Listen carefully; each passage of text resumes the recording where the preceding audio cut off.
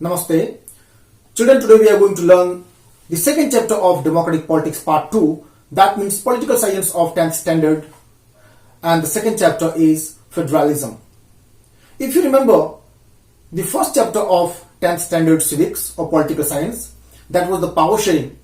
While I was teaching you power sharing, there was one module in which we talked about the vertical power sharing method. If you remember, I told you that the details of the vertical power sharing method will be taught in chapter number 2. And this is what we are going to learn today. That is federalism. So the first question is India a federal country? When you have to answer this question, never say only yes, India is a federal country. Always say yes, India is a federal country with a very strong central government. I repeat, do not forget to mention the second clause that India is a federal country with a very strong central government. Why do we need to say that India has a very strong central government? That we will understand in the later part of this video. So first of all, we need to understand the features of federation. There are so many features of federalism. We need to learn only 5 of them. If you can learn more than 5, it's fine. But at least you need to remember 5 features of federalism, because this is of immense importance. And this question is repeatedly asked in the examinations. So let us understand the 5 features of federalism. The first and the very important feature of federalism is that there should be at least 2 tiers of government. There should be at least 2 tiers of government. When we talk about Indian Federation, we have 3 tiers of government. First is the central government, second is the state government, and the third one is the local state governments. So the first feature is there should be at least 2 tiers of government. The second one is every tier of the government or every level of the government should have their different jurisdictions in terms of legislation, taxation, and administration. Third feature is that the fundamental provisions of the constitution cannot be unilaterally changed. Try to understand, when a country needs to change the fundamental provisions of any constitution, then the central government and the state government both will have to come forward, and the central government will have to take the state government into consideration before making the changes in the fundamental provisions of Indian constitution. So that is point number 3. Point number 4, the judiciary has to be independent.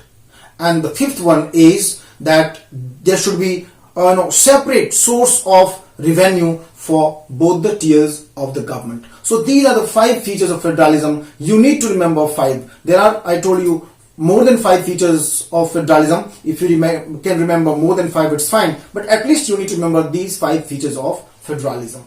The opposite of federal government is unitary government. When we understand both the forms of the government, then we can have even better picture of federation. So just look at that. The difference between the federal government and the unitary government. The federal government needs to have at least 2 tiers of the government, but the unitary government needs to have only one level of the government. Second is, in the federal form of the government, the power is decentralized. That means the power is divided between the central government and its constituent units. But in unitary government, the power is not at all divided. It is totally centralized into the hands of the central government, which rules all over the country. If we talk about the number of federal countries in the whole world, then there are 25 federal countries out of 192 countries of the world. Look at the map here.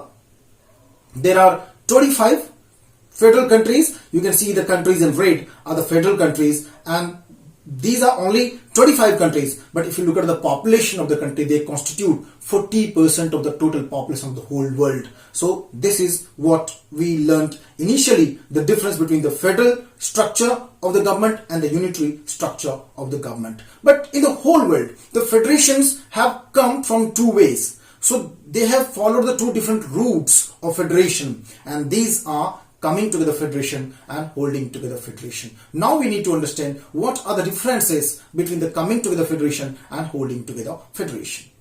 In coming together federations, the states of the country come on their own to make it a large federation. Try to understand, the states want to make it a larger federation or bigger federation.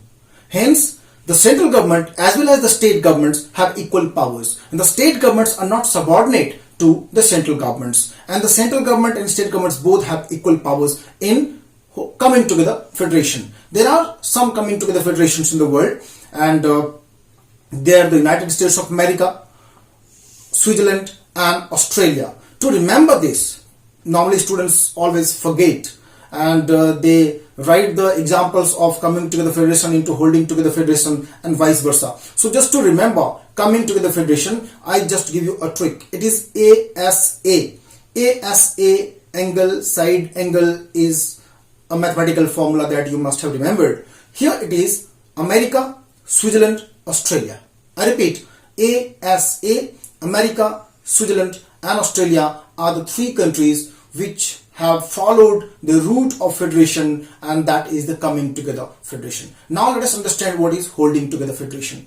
Holding together federation is the federation where the central government is more powerful and the state governments are subordinate to the central government. That means the power is divided in such a way that central government becomes more powerful and the states are held together. If we talk about examples of holding together federation, then they are Spain, Belgium and India. What I told you earlier, that students normally forget the examples and they write the example of one into other. So just to remember the examples of holding together federation, let me give you one more trick, that is SBI. Normally it stands for State Bank of India, but here it is Spain, Belgium and India. So these are the two different routes of federation, coming together federation and holding together federation. This is also of great importance, and this question is asked time and again in the examinations. Now we need to understand what makes India a federation. What makes India a federation? It is because of the division of powers between the central government and the state governments. And the power has been divided in such a way that there should not be any confusion, there should not be any controversy between the central government and the state government on the issues of some subjects which have been put into three different lists. At the time of constitution formation, the constitution makers divided all the 210 subjects into three lists, and these lists are union list, state list and concurrent list. Let us understand these lists one by one. Union list, it comprises 97 subjects. The subjects are of national importance, and only the central government has got the power to legislate on the subjects of this list. And the subjects, as I told you, are of national importance. These subjects are defense, banking, currency, communication, foreign affairs, etc. I repeat again that these subjects are of national importance, and only the central government or central parliament has got the power to legislate on the subjects of union list. And there were 97 subjects when the constitution was formed in the union list. Now let us talk about state list. In the state list, the subjects are of state importance. The state government has got the power to legislate on these subjects. These subjects are, police, law and order, agriculture, irrigation. But here you need to remember one more thing, that the central government, if the circumstances arise or the situation arises, then the central government again has got the power to legislate on some specific issues and subjects of the state list also. And that is why I told you that the central government is extremely powerful in Indian Federation. The third one is concurrent list. In the concurrent list, the subjects are of union importance and also of state importance. There were 47 subjects when the constitution was formed in the concurrent list. Central government has got the right to make laws on the subjects of concurrent list. At the same time, the state government also has got the right to make the laws on the subjects of concurrent list. But in case of any controversy or dispute, then the laws made by the central government will prevail. I repeat, in case of any dispute or controversy, then the laws made by the central government will prevail. And some of the important subjects of the concurrent list are education, forest, marriage, divorce, adoption and succession. There was one more list which is known as residuary list.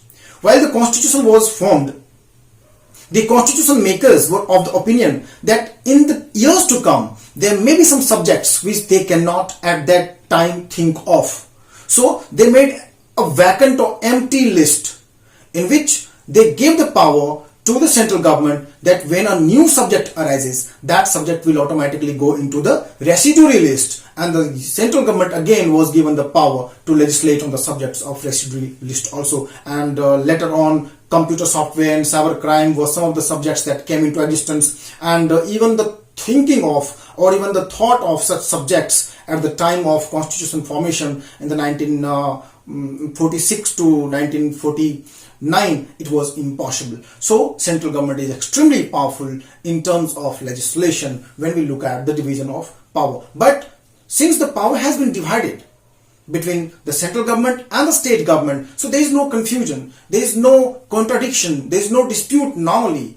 That's why in the division of power between the central government, state government in terms of the lists makes India a federation. And the next module is how federalism is practiced in India. Ever since we got independence, we had to face many problems. And the first one was the demand of the states on the basis of language. This is what we call the linguistic states. Initially, some of the South Indian states started demanding the formation of the states on the basis of the languages spoken in that particular area. The central leaders were afraid because they thought that this may lead to disintegration, or this may create some different kind of problems that India probably would not be able to address. But when the states were reconstructed on the basis of language, we had good results. For example, Andhra Pradesh, Tamil Nadu, Kerala and Karnataka.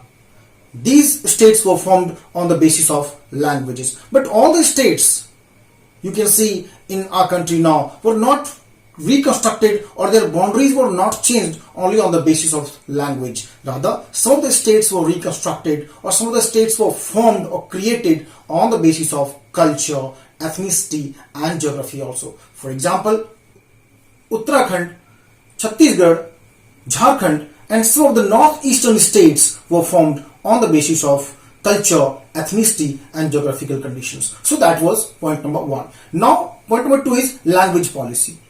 India is linguistically very diverse.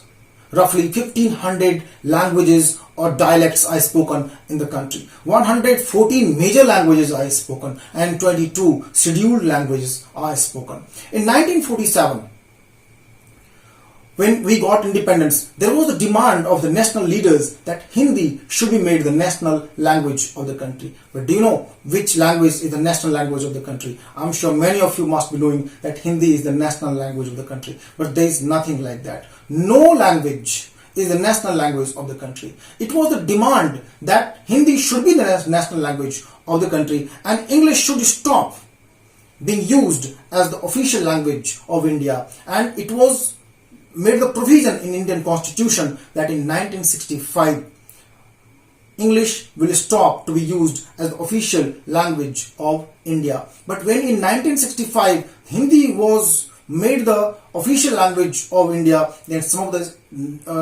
states, particularly the South Indian states, thought that it was like the imposition of Hindi on their languages. So they revolted, and in some of the South Indian states, the revolt was so momentous that it took the form of violence also. And as a result, in 1965, unlike Sri Lanka, we allowed all the state governments to sit together, and we came at a conclusion that Hindi will not be imposed on Indian states, and it will not be made the only official language of India. English will continue to be the official language of India, and still English and Hindi both are the official languages for the central government. So this is how we faced this challenge. Also, that was the language policy. And the third one is center-state relationship. I have been telling you in this video that the central government of India enjoys a lot of power. Initially, only one political party used to rule at the center and even in the states. But later on, the rival political parties started ruling at the center and in the states. Then, the central government started misusing the power, and there are some instances when the central government dismissed the rival political parties and dismissed the state governments ruled by the rival political parties in an arbitrary manner. You can look at the cartoon here.